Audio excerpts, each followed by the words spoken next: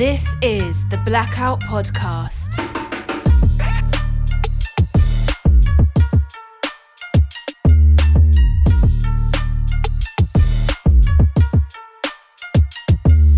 Hello and welcome to the Blackout Podcast, where I get to talk to amazing people that do obviously amazing things. And today I have MarcDevault of Devo FX, and I've been waiting for this one for a long time, so I'm going to get my money's worth, I guess. Ask away. I'm an open book, my friend. Thanks for coming in today, Marc. Oh, thanks for having me, man. I'll start with, give us a little bit background of yourself. We can't swear on that show, right? Yes, you can. Fuck. Yes.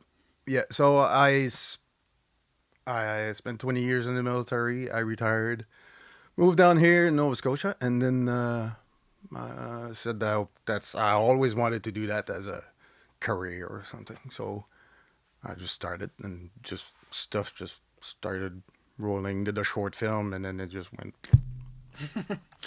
So yeah. How did you even get into making this, guys? Really, I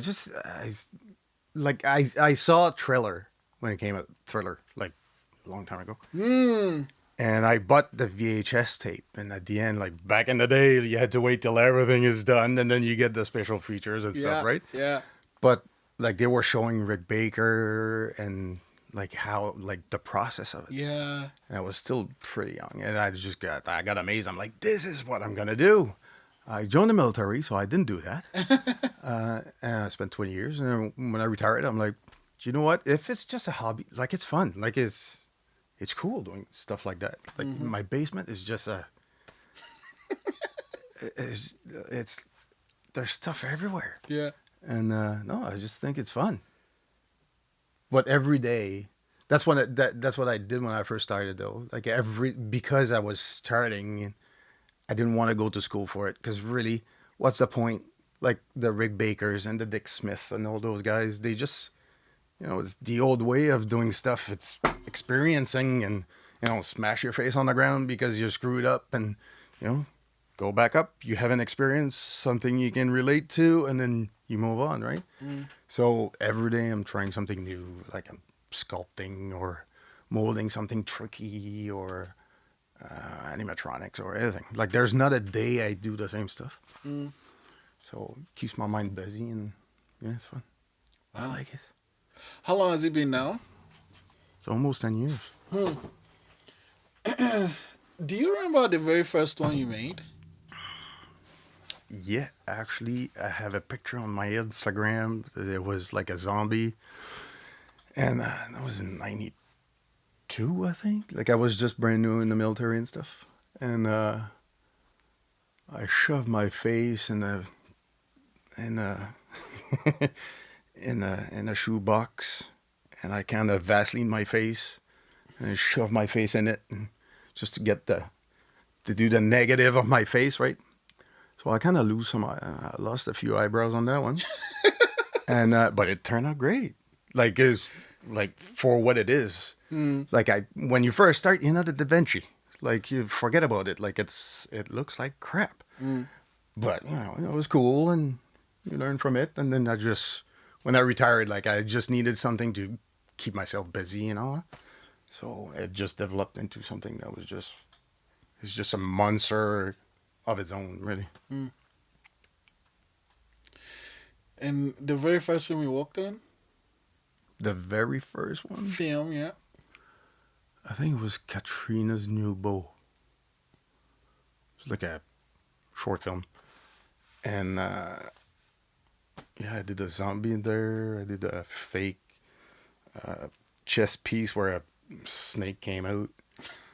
And I look back at it and I was like, ooh. How long ago was this? That was when I first came in, like maybe in 2011 or something. Oh, okay. And, man, this looks awful. But, once again, it's experience and you grow from it. Yeah, that was the first show. And then, okay, so you realized, I actually remember Luke Freeman had a film, Lot of Chaos, and that's kind of how I got to know about you and what you're doing. I'm guessing with that monster, with the Lord of Chaos himself, what was the process of building now? Because it's like a huge, huge Well, no, monster. it's not huge. The guy under the monster is huge. It was Glenn who did the. Glenn did the. Glenn Leftjack did the creature, and I just wanted something cool, something different. And again, I was early in my sculpting and growing artistic career, if I should say. And yeah, that was just fun. Like, just to create a monster, it's just fun. Like right now, I'm building a cyclop. Oh, wow. Like full size cyclop, full animatronic eye, mechanics for lips and all that stuff, with mechanics for hands, because their hands are like massively. Oh, wow. And then the feet and all that, but it's just fun. How long does it take to make one? I don't know. Like it really, like it all depends. Yeah. Let's say I get it all depends the time that you're given. Because some productions, like they got, like, even if they have monsters, zombies, and all that, for some reason they go for but they wait at the last minute to get their quote and find out who should get, like, what's the quality you want. Not really, because that's at the end of the day. Yeah. If you're talking special effects like that, you're putting that in front of a screen. And like, this is like a big thing. Like, you're paying money for this, so it should be top notch all the time. But that's the opposite that happens. Like, oh, we need a fake head. Okay, just give me something for $500. Sure. Yeah. Giddy up. I lost my train of thought. No, that happens all the time. So no. I'm saying with the five, like, why do you think the production companies wait so late to ask you to come build something? I don't know. Like, it's at that point, it's just organizational skills, really. Like back in the military, like I was a sergeant, so it was part of my duties to organize stuff, like anything, from going to battle to organizing a sick parade in the morning. So there's some steps, like there's production. Sometimes there's too many producers, because everybody wants their, I want the creature to look a bit like this and a bit like that and a bit like this but at the end you always go back to the first design. But yeah, sometimes there's just too many people involved. There's just too, and they wait at the last minute and they're like, "Oh, we forgot about it." Like the first season of Frontier, I think they didn't have anything for special effects. No? They just didn't. It was not in the budget. Oh, wow. If I'm not mistaken. So, because you build your budget. There's, there's programs. So yeah. Cut and paste. But like when you build I shouldn't say that. Go back 5 seconds and edit that. When you design a budget for any production, and it's based on the script, right? So if the script said somebody got their hair cut off, we are not going to cut an actual human being's head. We need to build something like this, right? So it's already written in the script. When you're budgeting, you're going to have to budget for that, right? I mean, it should. Yeah, it's like if somebody calls me, they send me the script. So I break down the script, and then I say, "Well, you have an effect there, we can do that. We have an effect there, we can do that. Effect there, we can do that. Effect there, we can do that." Grossly, I'll call you in 48 hours with a quote. Because if I give you a quote right away, it's like I need to research, like, how many people am I going to have to hire? How many materials do I need?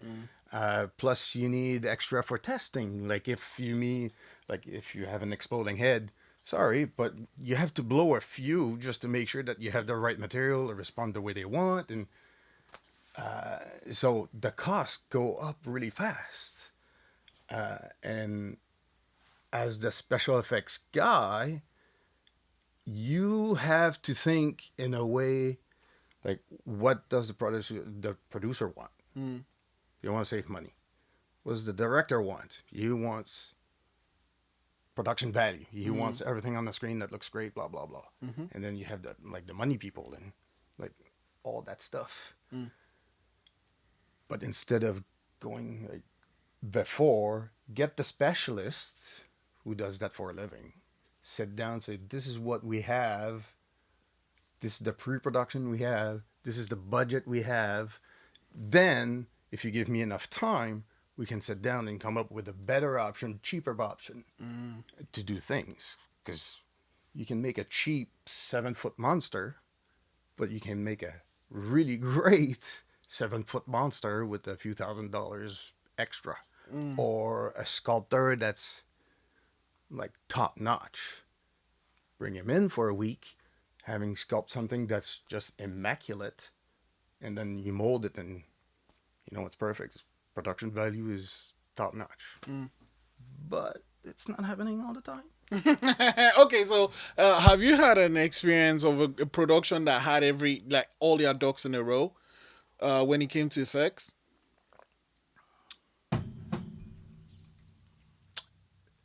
Lizzie Borden was pretty good. What did you build? Lizzie Borden, I was not building anything Oh, okay. because it was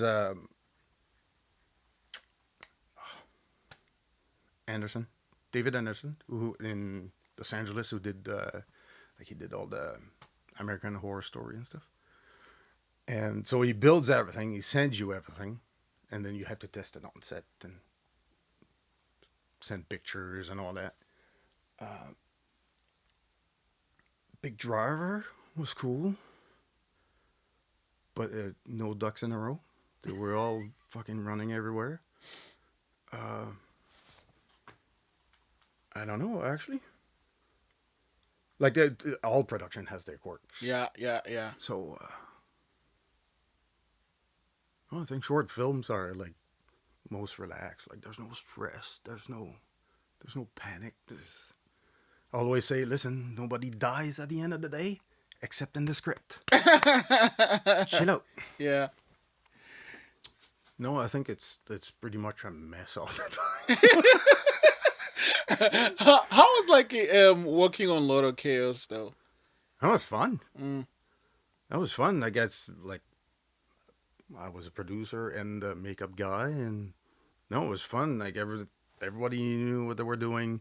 Pasha was just crying on cue. That guy's amazing. Yeah, I know. That guy is amazing, and there's not enough recognition for that guy.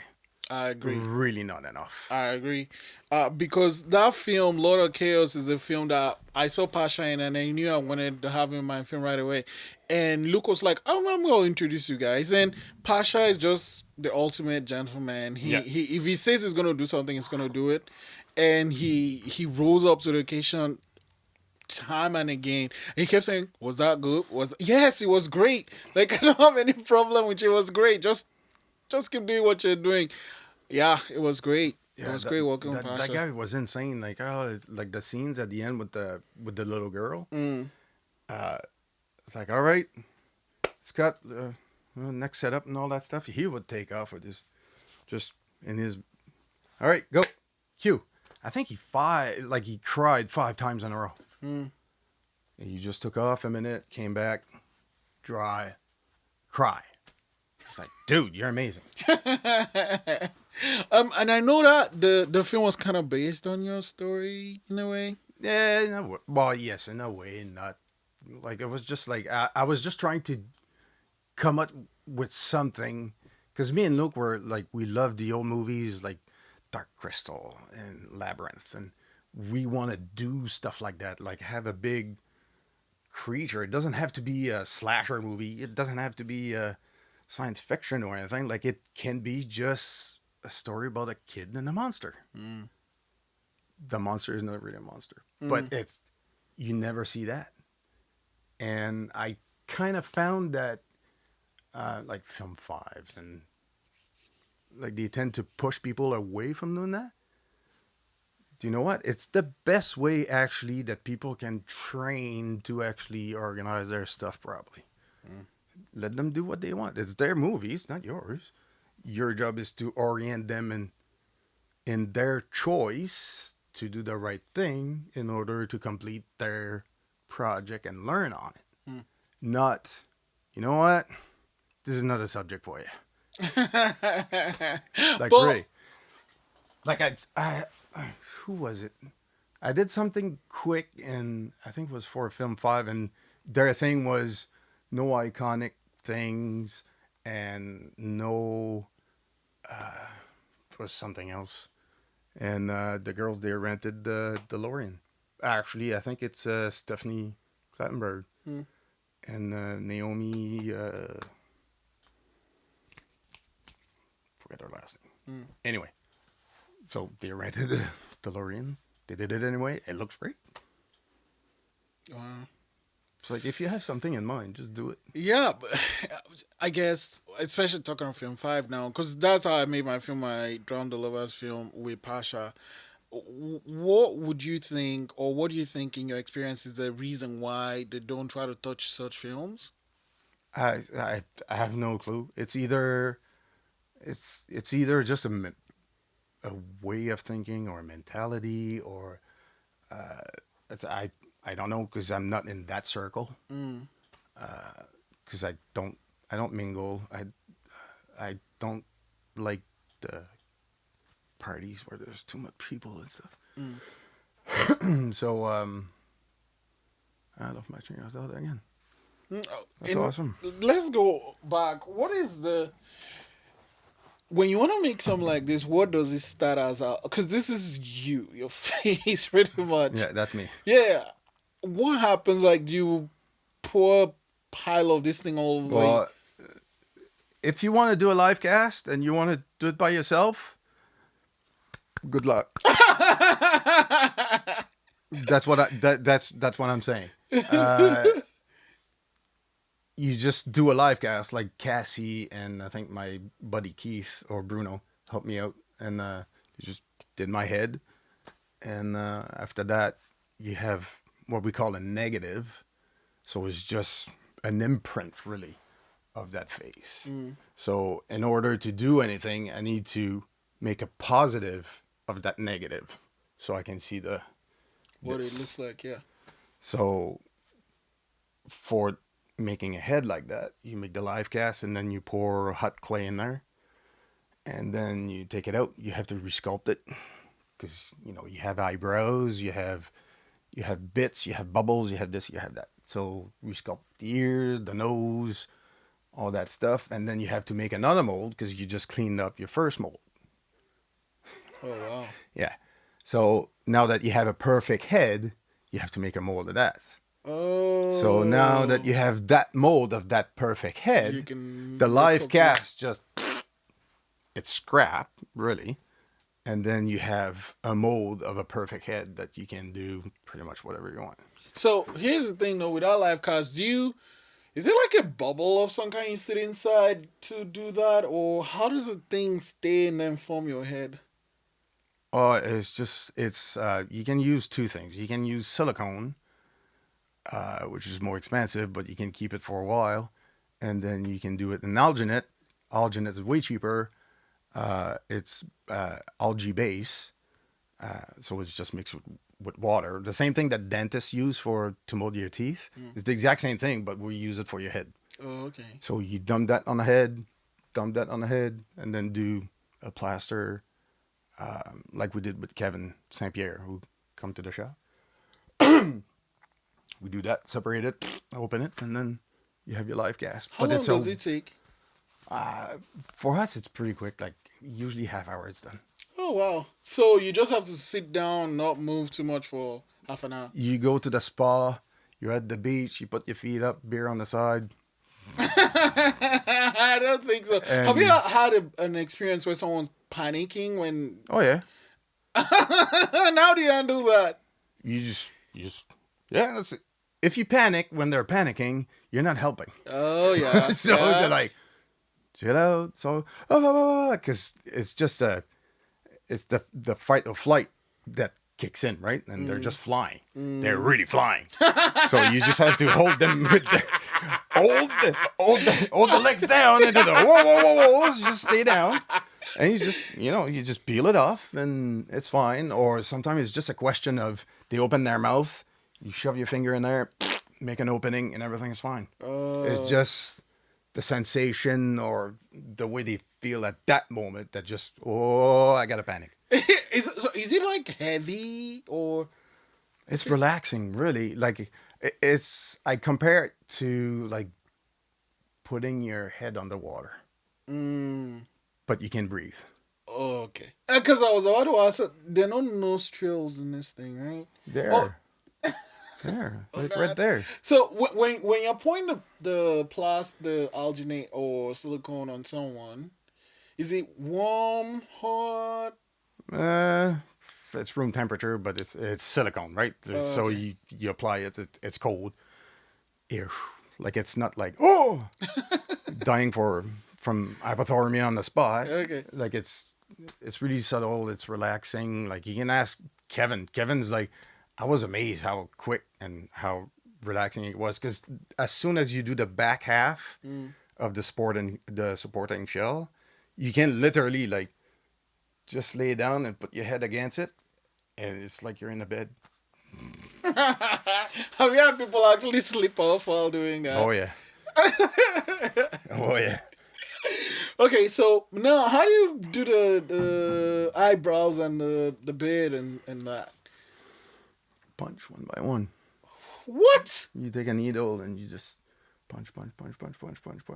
That might be the hardest. That is the hardest part, right?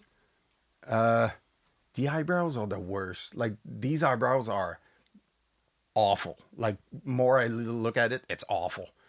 Because depending on what you use as well for hair, is gonna reflect in where it is. Like I'm not gonna use the same hair for eyebrows that I'm gonna use for beard. Oh. Like for some people, I may have to use fur, like hair of fur, one by one, just to make sure that it's nice and subtle and not too heavy.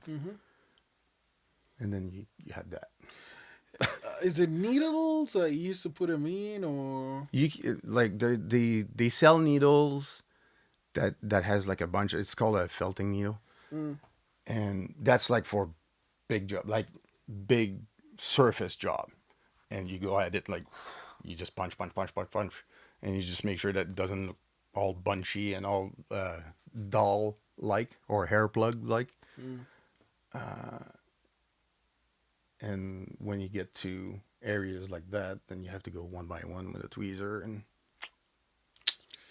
man, that's super detailed. Well, you have no choice. You're putting it on camera, and cameras now you can't fake it. Yeah. You cannot fake it. So there's no more room for that's good enough. No, you're shooting in 4K. Like you can see somebody fart from across the street. Like you can see the jeans flicker. Like it really, you can't fake it anymore. Okay, and now with the blood, what are some of the things you use for blood when say this guy got shot in his head? What would be the process of making this head bleed? Depends on how they want it and what's causing it. And is he shot? Are they removing a knife or a instrument of some sort? Do they want it to like gush like in Kill Bill, or do you want it actually natural? Like there's a bunch of questions I'm asking before I do a gag of let's just gush. No, calm down. So I would just make a head and decide, like, do I need a hardcore? Do I need a softcore? Is it going to be shot wide? Is it going to be shot close-ups? How close are you going to go? What angle are you looking for? What kind of light you're going to use? Because that's going to tell me how I'm going to do the finish on the head. Like, as a special effects makeup artist, you have to be director, DOP. Like, you have to know that stuff. Like, you have no choice.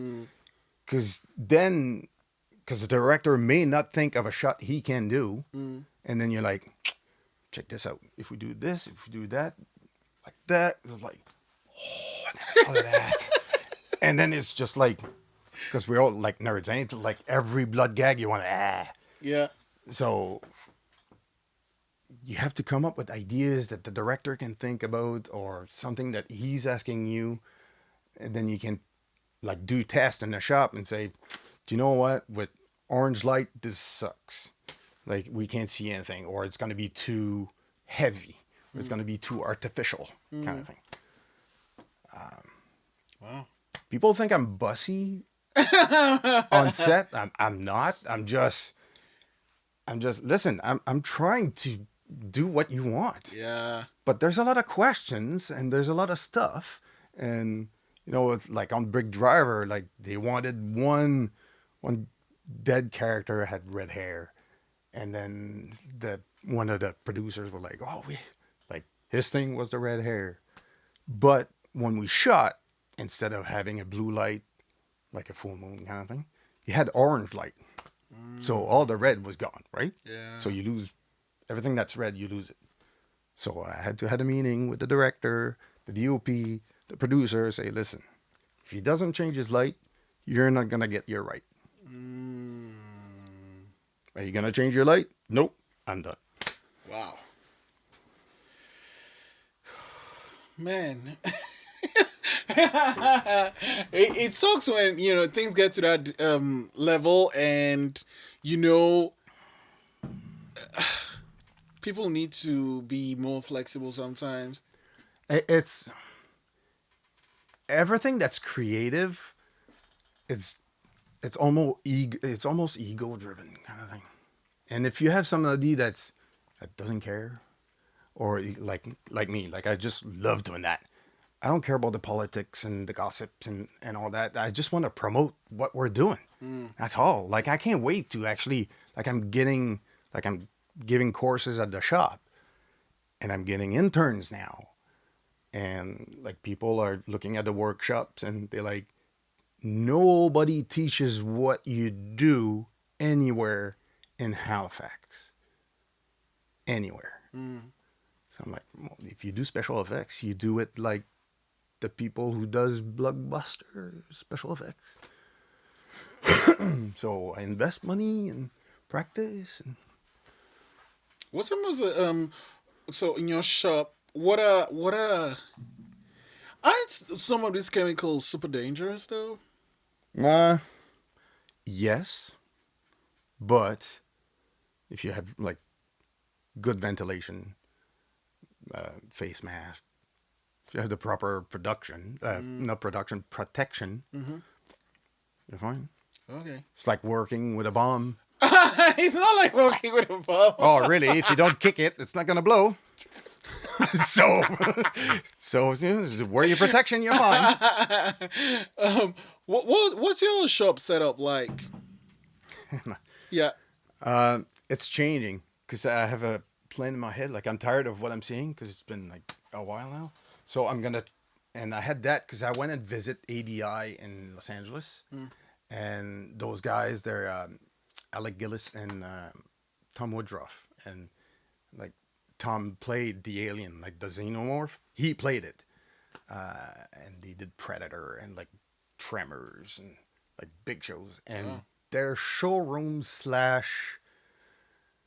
animatronics technology kind of corner is their showroom. And they did a movie and they were just going to scrap the sets. And the guys were like, are you trashing that? Yeah. Can we take it? Yeah. Thank you. So they just did a beautiful inside of a spaceship. So I'm like, oh. So I'm going to transform my shop, the downstairs, as a spaceship. Which particular ship? I don't know. More like the Nostromo kind of thing. Like not clean, not... It has to be, you know, it has to lit like some life in there. Like rust and, yeah. And me and my good partner Keith, we're gonna actually do a cryo chamber. Oh. With because I have a bookshelf, and I just hate it. So really, because it has like all the makeup magazines and reference books and all that. It's just ugly. So, and one night I put my head on the last shelf. I'm like, do you know what? That would be cool, like to do like a cryo chamber, like a bit like Event Horizon or something like that. Yeah. So yeah, that's what we're gonna build, and we're gonna have switches, and we're gonna change, like we're gonna put bulkheads and have a 7-foot predator in one corner. So I have to build an alien egg to put somewhere else, just so we equalize a bit. How long is that project going to take? It's I don't know. It's super massive and No. undertaking. No, it's not. If you, it's like anything, right? Like if you sit down, you decide to do something, we'll plan it ahead. Yeah. So how am I going to do this? How cheaply can I do it? How effective can I do it? And how can I camouflage if I'm using cheap stuff properly? But, you can do really decent space guns with like 2-liter Coke bottles and whatever, like paper towel tubes and whatever. You just put it together. When it's painted, it looks freaking like insane. But it's just the shapes and the forms, and maybe put an LED here, a bit switch here, just enough to change it. And like you have a Men in Black shotgun. And you say you have interns now. How do you decide who interns with you? I don't. They call me. They're like, can I do my internship at your place? I'm like, you're not going to be paid because I'm not working. They're like, yeah, no problem. Whatever you can, I'll sweep the floor. And you know what? I accept more of those people than people that say, we'll call, or where's your shop? Oh, it's in the valley. Oh, thank you very much. Like really, that's your level of interest. Yeah. Like if you really want to do it, you're gonna do it. It's like me. Like I never did animatronics ever. How did this guy come about? Talking of that, how long did it take to build this guy and all? This guy? This guy is basically, the story behind it is that I was designing with 3D printer the same design that this is. Okay. And I'm friend with a guy in Louisiana who does like fantastic stuff with 3D printers and stuff like that. And he was literally designing almost at the same time, the same mechanism I was trying to design. And for me, it was just a question of how, like, should I put a piston instead of 2 motors? Should I put my motors facing right so I can have that kind of motion? And that, like, it was more engineering kind of thing. And by talking to him, he's like, hey, I have one that's done here. I'm like, can I buy it? Because that's what I'm trying to design, really. I never touched animatronic in my life. I'm like, I'm learning. And the guy's like, yeah, this is how much it's going to cost you. And he sent me the files for his stuff. He sent me links for like universal joints, and like super nice guy. And now I build my own. That's his design, but I'm like for the Cyclop, like it's different. How big is the head of this Cyclop? The eye is that big. What? The eye is about that big. Like it's the fabric softener that's like beads and stuff. The top is like a half sphere. Yeah. That's the eye. Wow. But that's not the eye itself. Like I'm gonna mold it and make an eye out of it. But. And then, okay, so now, how many interns do you currently work with now? And then the people that are learning at the store, do they just sign up online, or how do they come to learn at your shop? Right now I have 2, and one came from Eastern College, the makeup thing. And the other one is coming from My memory sucks. Can't remember. Brendan, sorry. And he's more like a props, how to mold. Like he's more the background guy, like how to paint. And because what we do is not just like, it's not just this, like it's like prop making and soft. And, you know, if somebody gets sored like through the entire body. How does that one work again? Like, do you break it into two or what? It all depends on how it's shot and what you want to see. Okay. Like if you want to see the actual thing go through, you can do like magicians and just like have a tube that goes around and have a soft enough material that when you push, it just goes around and comes up at the end. Oh. Or you can have one that's telescopic, that's air pressure, and just go spits out. Like there's, wow. It's problems. Like every gag is different, but similar. But there's always something like, oh, next time out.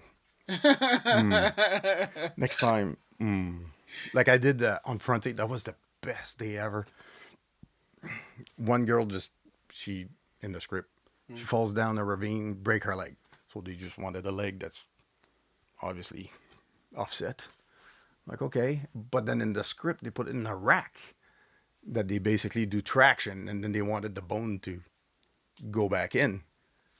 Okay. So one night, I'm holding my wife's leg, made a leg, put a hole in it, put a dowel in it, like just a wooden dowel, just enough that it was able to do its thing, right? And when we did it on set, everybody was like, this is gross. I was like, yes, that's awesome. And did it have any blood in it? Nope. Oh, okay. But like, if it's on my Instagram, like you can see it. Like you see, like there's a lump where the bone is, and then as it goes, and you have the sound too. It's like, oh, that's awesome. What next? Like, what are you? I mean, apart from making the Cyclops and working on the shop, what other things are you working on? Nothing really. I'm just working on my own short. I'm writing my own short for the Cyclops thing, and I'm working with Luke on several projects. Luke Freeman? Yeah, Luke Freeman. We're working on several projects. Like we have a TV series written, we have a feature written, we have 2 shorts written, we have, like we just... Luke is super busy. Oh. Yeah. Luke, you busy? Yeah. Is there shit in the woods? Yes. And I mean, apart from doing his own things, he's also working on other projects that are coming into the city. Do you know any? He's just somehow always super busy with all the productions coming here. Do they just call because they need something that you have to build right away? Oh yeah. Yeah. Yeah, all the time. How do you handle that when you're like, oh yeah, we need it now? Well, and that's actually a good trick for anybody that works in film. Okay. Even for producers. There's a triangle. You have time, you have money, and you have quality. You can only have 2. Really? You can only have 2. Yeah. So if you don't give me time, it's going to cost you money if you want quality. And like all you have to do is just take one out and okay. Yeah. So if you want quality, you give not much money, you give the person a lot of time to work with. Once somebody told me I need a doll head. Fine. They send me the doll, I make a mold, I'm prepping, I'm sculpting the new head that they want and all that. And it's Monday. Cool. Sculpt it. No response. Because, you know, I sent pictures and no response. Took a week. But then I got a call saying, okay, it's good to go. I'm like, I just lost 5 days. Thank you. Thank you very much. But the thing is, they wanted me to ship it by the Monday. Stupid. because this and that, and like you're giving me 2 days. So of course, the hair on the doll head was punched.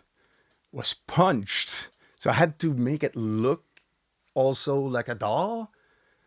Like I have 2 days and I only had 2 hands. And they called me back. They're like, "Oh, why's the hair is not staying on it all the time?" I'm like, "Well, stop pulling it first."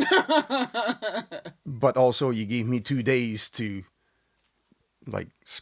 put everything aside for your project to be ready to be shipped on Monday. So Sunday I have to pack everything ready for Monday morning first thing to go. Yeah. That's a problem. Yeah. So and I still had the mold to make. I still had to pour the thing in the molds, take them out, paint them the best I could, and punch the hair. But punching the hair, it takes a long time. Yeah. Do you think some of these people we work with, they don't understand the amount of work that goes into the thing you make? Nobody does. Yeah. Nobody does. Greg Nicotero, who does Walking Dead and all this stuff, he's gonna say the same thing. Actually, they did Donna Davis. She did a documentary, right? Yeah. He even says it in there. The producers imagine you're gonna come on set, you open the box, you press a button, and everything happens. It's perfect. It works like it's supposed to. It's it's great. No. Or even a better one. I think that was on Transformers. They were dealing about, I think it's the tail at the beginning. So they're like, whoever the director was, he had an idea for the tail, blah, blah, blah. He gives it to the guy. "Oh, can you come to my office? Now?" Yeah. So he shows up with the old tail, because that's all he had. And apparently he came in, it's 2 hours, traffic and all, because it's LA. It's "Well, where is it?" "What do you mean, where is it?" So, it's happening. You need time, and more time you get, the cheaper it is. Because then you don't have to hire sculptors. You don't have to hire mold makers. You don't have to hire painters. You don't have to hire, if you think about Shape of Water, the suit and all the multiples pieces that were specialized for close-up shots and stuff. It took 90 people. Holy smokes. To build that. And they probably had 3 months, 2 months, which is not a lot. But again, if you compare that to CG is several $100 a frame. And especially if you have to create something as a CG, it's more expensive. So really, take 6 months, have a good monster suit. You're going to have better reaction from your actors, regardless, because it's physical. It's not just a tennis ball there, right? Yeah. Talking of that, I was actually going to ask you this, but good thing you brought it up. It's hot in here. I told you it gets hot. You're talking, I'm sweating, I'm losing it, Jesus.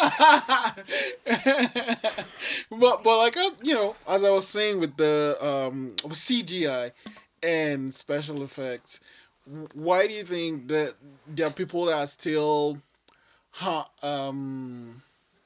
promote CGI? I think it's the lazy avenue. Because they're made, if you look at both of them as a medium, they are perfect marriage. Perfect marriage. You can take a beautiful makeup like Red Skull in the first Avenger, the Captain America. Yeah. Beautiful makeup without the CG. It's beautiful. CG, all they did was take the nose off or change a few things. They're made together. But if you create something CG, it's I watched The Last Predator that came out. Yeah, I didn't see that one. As soon as that stupid CGI monster came down, I'm I'm done. Because it doesn't, it doesn't have a soul. Like a guy in a suit, there's something to it, even though you know it's a suit, even though you know it's bulking at some place, so it's not really real, but you don't care. Like, it's cool. But if you have a big something that you're going to watch the movie 2 years later and the technology is going to change, your CGI is probably going to look like the Millennium Falcon from 73 in Star Wars, like just a patch, right? So I think making it practical is cheaper. It takes longer, yes.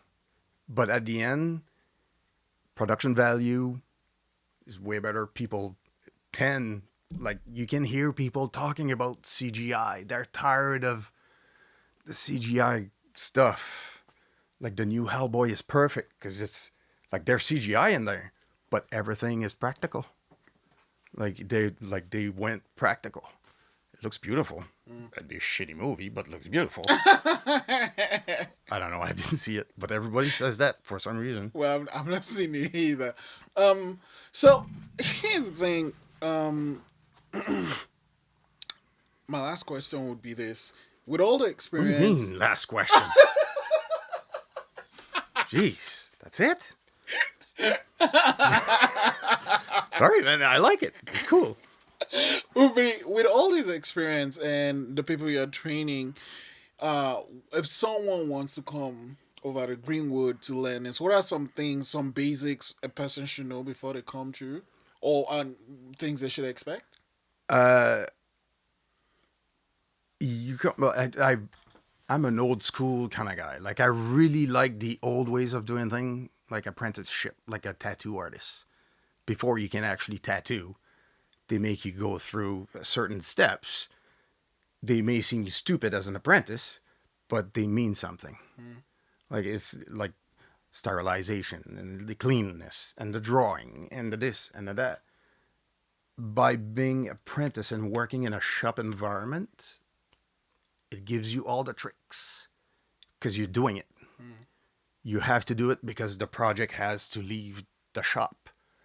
So it's like, okay, I can start a mold and say, hey, you have to jump in, do this, do this, do this. Try this trick. It's going to be, because I have to keep going. So at the same time, I'm trying to teach, and because I don't want to go on set anymore. I'm a shop guy now. I produce stuff. You want something? I'll send it over. I'll play the monster because it's cheaper. Like, if you call me, you want to do a monster movie, I'll say off the bat how much money you have, and do you want to pay for a full live cast? Like, that would be a full body. Or do you want me to play the monster because I have everything already molded? Because I have to practice, right? The best way to practice is on yourself. Okay. No, Mark, actually, you know what? That wasn't my last question. But this is my last question now. You find that a lot of people reach out to you to tell your story, right? And how do you feel about when your story is being told? What do you think, personally, would be the right way to tell your own story? Tell my own story? Yeah. I'm pretty fucking boring, man. Like, it's... like really? Like, I'm not... Like, Sure, follow me around like Dead TV, and you gotta see me going down the shop in my PJs and my shop shoes and my coffee mug and go for a smoke outside. Oh yeah, what am I gonna do today? Like, really, I'm pretty boring, but I don't know. Like, I'm really for PTSD and helping out veterans. Because, like, I still have issues. Because people think, like, sometimes you can be good for, like, a few years and then you have a flashback and, like me lately, I had one and it was not pretty. It was not pretty. But it should happen. And it's me not going back on set. And I like, I started a program to sculpt with veterans or first responders and stuff. And And the only reason why is that when I sculpt, like my head is not there. Like I'm just like you're in your world, and it's not over.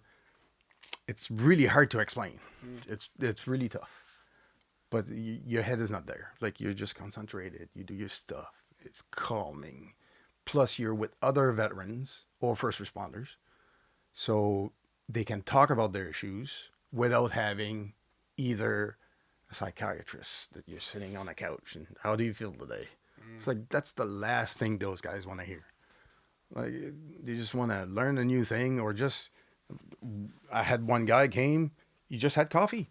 He sat with us all day. Didn't sculpt, didn't want to sculpt. He just wanted like a human interaction that they could understand him.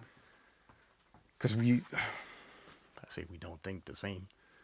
It's not a right way to do it, but like there's discipline that 20 years you can't just shove aside, right? Yeah. So like I'm rough around the edges and no BS kind of guy, and it's like straight to the point. I don't roll over. No. So those kind of relationships we can, like we need that kind of bonding back, because we don't have it. Like I don't identify, still have been retired for 10 years, and like there's situations I don't, like I'm not there. It's like I can't identify, like I'm not. It's like, oh, I went to Afghanistan, and oh, I used to do this and that. And nobody understands that unless you're from the military. And how do they find it, the people that come to this program? So far, all I have is good feedback. And it's not like you have to book a date. And it's free. I'm like, all you have to do is jump in your car, come to the shop. That's it. You don't want to do it again, then you don't. Like I'm not pushing anybody. It's there, use it. If you don't use it. Wow. Thank you very much, Marc. I've seen these things, and I've been holding myself back from going to the shop, so... It's worse than Afghanistan. It's crazy. I'm going to come into the shop. It won't be this hot today, right? It's hot. I'm just kidding. But I'm sweating a lot. No, it's fun. No, it's like, it's come to the shop, buddy. Like I will come to the shop. You keep saying, oh, I'll be there. I'll come to the shop. Thank you, Marc. No problem. Thanks for having me.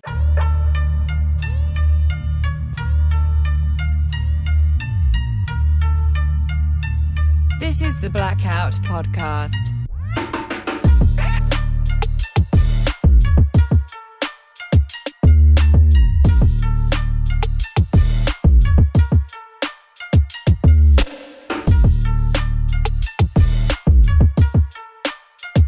Thanks for listening.